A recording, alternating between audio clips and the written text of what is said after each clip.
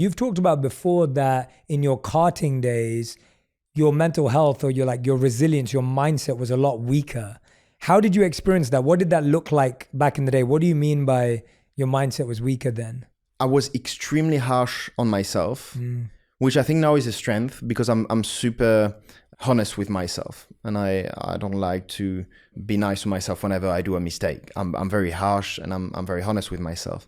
But at the same time, I think the reaction from that is extremely important. The way you react to mistakes you've done inside the car, this is where you manage to transform a mistake into something positive from learning from it. And when I was younger, I didn't have the right reaction. I will put myself so much down.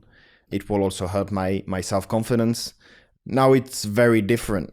I know that I got to a certain level because I worked hard, of course, because there's also a part of talent that you have when you are young. It's super important to keep the self-confidence super high in those difficult moments. Otherwise, you can lose a little bit the direction in which you need to work, and it can make things a bit more complicated. So that's where I was struggling when I was younger. Yeah, I love that you brought that out because I feel like everyone can relate to that. Like whether you drive cars or you don't, everyone can relate to the idea that we can be harsh on ourselves, we can be heavy on ourselves, we can be self-critical and judgmental.